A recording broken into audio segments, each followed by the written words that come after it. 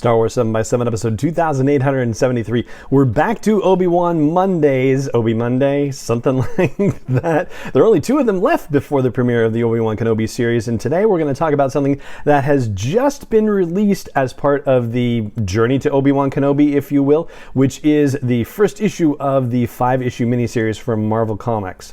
Punch it!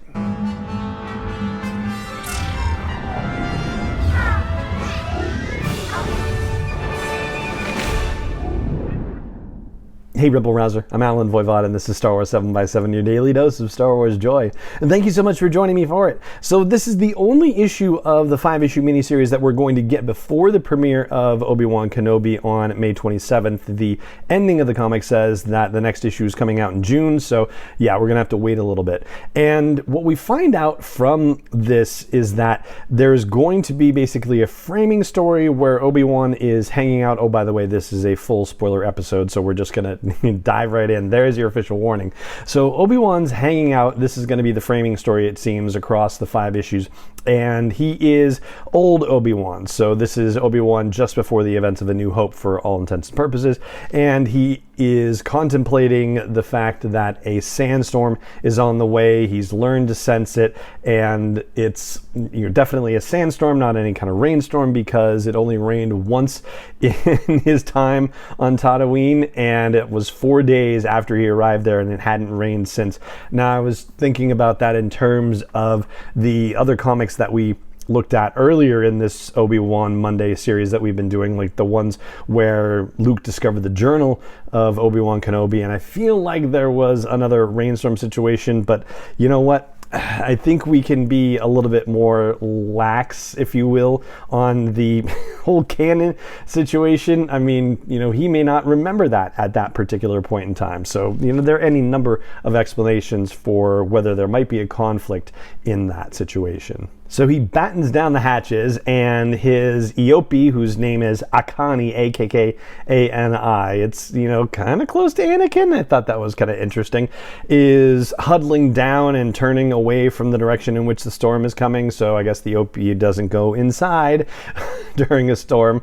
Anyway, so Obi-Wan decides to wait out the storm by working on his journal. And his journal entry for this particular issue is a thing called Youngling's Challenge. At least that's what the story is called in the comic. And so the particular story of what's happening in this issue is a reminiscence that Obi-Wan has about his time at the Jedi Temple and somebody who was very important to him, a person by the name of Garen Rand, who is a young female Padawan, and he was somebody that he was bunking with and very connected to. They were both part of the same clan, the Kaibuk clan, and that's something that I didn't realize. The clan situation, I guess that had been introduced in Legends, but it wasn't reintroduced in the new canon until Dooku Jedi Lost by Cavan Scott, the original audio drama.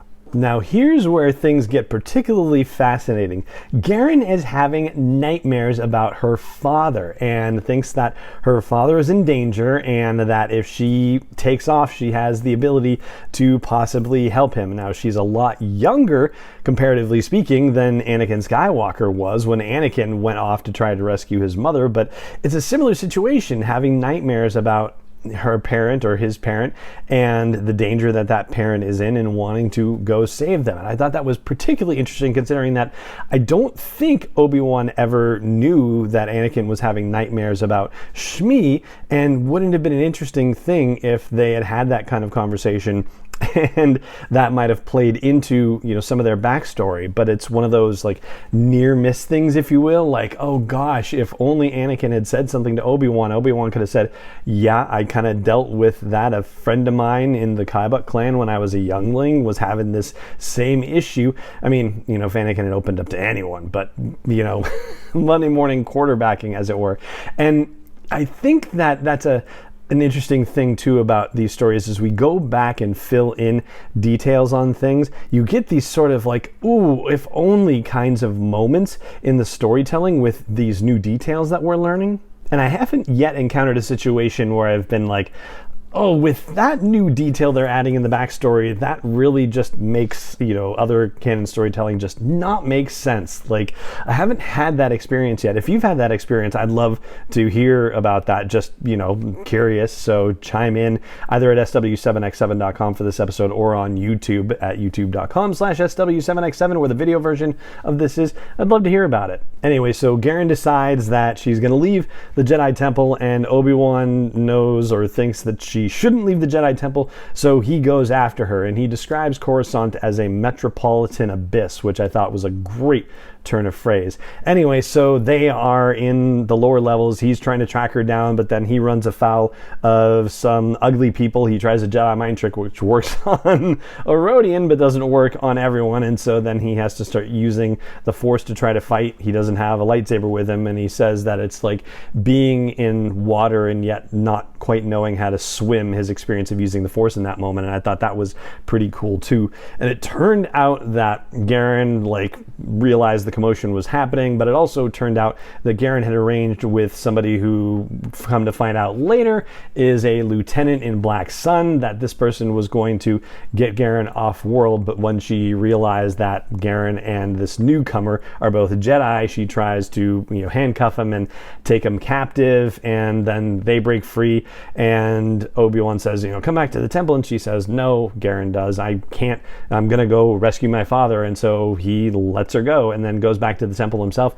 Who's waiting there for him when he gets back but Yoda? And Yoda knows that she's gone and says, well, yeah, there's new wisdom that you've learned here today as a result of all of these situations, and you can think about it while you're busy. And he force calls a broom over to him and makes Obi-Wan start sweeping up random places in the Jedi Temple. And that little moment of the broom flying and then Obi-Wan, a young kid Obi-Wan, sweeping, really kind of gave me feels for the very ending of The Last Jedi, like a little mop-haired kid with the broom and the Force and whatnot going. Yeah, I definitely got some Last Jedi vibes out of that too. But the lesson that Yoda thinks that Obi-Wan has learned is that there's only one person in the galaxy who's going to be able to keep him safe, Obi-Wan safe, and that's Obi-Wan himself. He'd been looking to Garen to be a safe haven, as it were, and a support.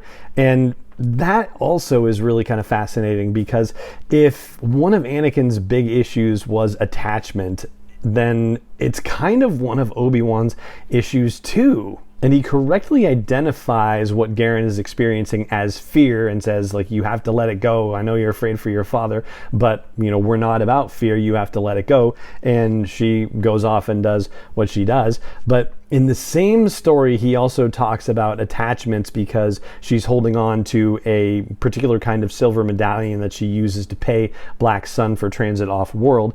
And Obi-Wan says, you're not supposed to have that. We're not supposed to have attachments. And she says, well, I'm getting rid of it. So there you go.